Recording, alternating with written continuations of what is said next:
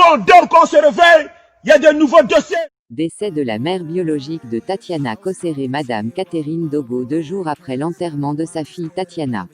Les derniers propos de Dame Catherine. Après que le pasteur Makosso Camille ait fait une publication sur sa page à propos de la dot de sa défunte femme, Madame Agnès Lorougnon, dans une publication sur la page Facebook datant du 30 novembre 2020, la maman de Tatiana déclare qu'elle n'est concernée ni de près, ni de loin par ce mariage posthume célébré par Makosso et ancré dans les traditions au Congo.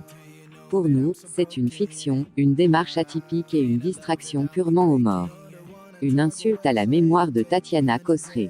Nous continuons de demander à la justice ivoirienne le document affidavit des enquêtes diligentées par le procureur de la République depuis la morgue et les résultats détaillés de l'autopsie de Tatiana Kossere pour les confronter avec ce que la mère de bébé Chou et des membres de sa famille ont pu observer sur le corps de sa fille à la morgue. À tous, recevez respectivement notre reconnaissance.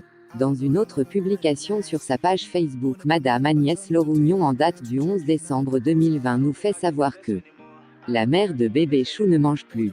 Notre tante n'ayant plus l'énergie ni la force, la mère de Tatiana Kossere trouve pas nécessaire de prendre part aux obsèques de sa fille. Car, elle est incapable d'affronter des scènes d'humiliation supplémentaires par ce pasteur évangélique, singulièrement fantaisiste, Makosso. Incompréhension et la colère de Madame Catherine Dogo, mère de Tatiana Kossere, dénonce le silence, le mépris de la justice ivoirienne et de son avocat, Maître Alexandre Assamoah, et réclame justice pour sa fille.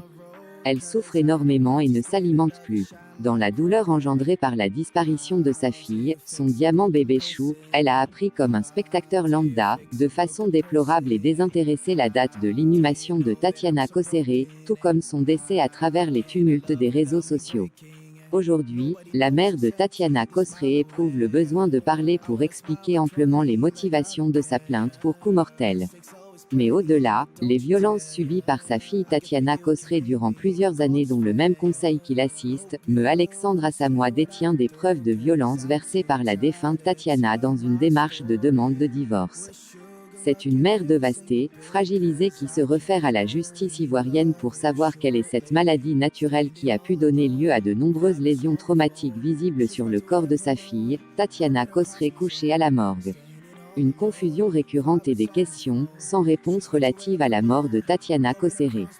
Maman Catherine, notre tante, trouve qu'il y a trop de zones d'ombre dans le dossier concernant les circonstances du décès de sa fille Tatiana Kossere.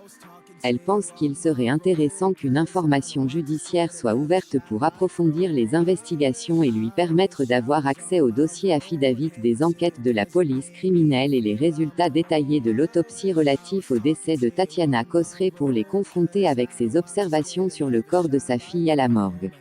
Elle vit un deuil éprouvant moralement et physiquement et se sent seule dans cette épreuve.